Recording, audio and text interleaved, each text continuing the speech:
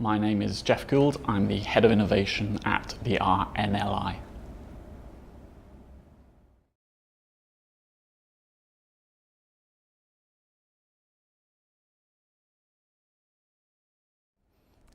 Before I talk about specifics, it's probably really useful to understand how we got to where we did at the moment.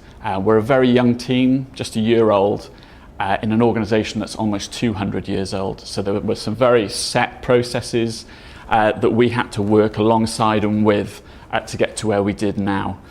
So from an innovation point of view, we really wanted to show the business the benefits of the innovation process from our foresight, insight and horizon scanning work, which we've now plugged into our business plan, right through to the idea generation and the project management piece that comes out of that. So from the foresight point of view, we very much looked at 10 years down the line. So we're trying to get the organisation to think much, much further into the future. And that's where some of our future life-saving work has come from. So we're understanding what a future technology roadmap might look like, and that is our stepping stones, if you like, to understanding what we need to innovate against. Similarly, we're looking at the landscape from a funding point of view. We understand our funding needs internally, but we also need to understand what the world is doing outside of that. So we've been tasked with looking at new business models for the future.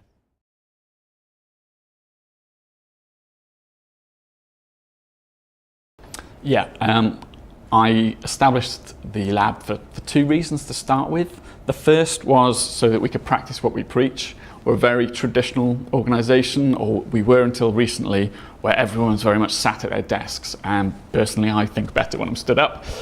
So what we wanted to do is start to create an environment that people could be creative within. The second point would really be around providing a symbol for innovation within the organisation. So like a lot of big organisations, real estate rooms within the campus are at a premium. So this was really to show that innovation was on the agenda of the organisation. How it's developed, we've started seeing a lot of creative workshops. A lot of people have come in and used from all around the organisation. And we also use it as a base for our Innovate in 90 Minutes workshop, which is unsurprisingly 90 minutes long, where we take people from our process, right from the insight piece to actually making a prototype within 90 minutes. And it's something we're kind of rolling out constantly around the organisation. And the final piece for the lab really is around prototyping. So we're just about to introduce open challenges to the organisation, where we'll be setting strategic questions and asking people to answer them. And this will be our physical base for building the prototypes that come out of that.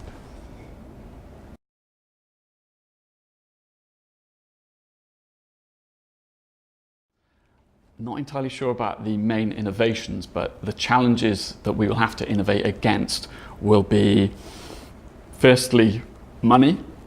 A lot of the current income streams are becoming outdated, such as direct mail. We know that people aren't opening mail as they did and aren't sending money back as they used to.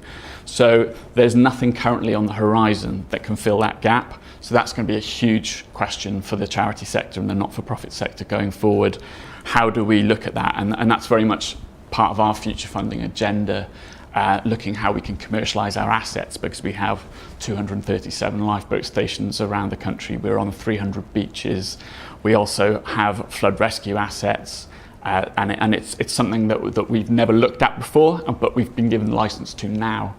I think for me the second biggest area for innovation is understanding how corporate brands are now moving into a charity space and are starting to actually provide social value.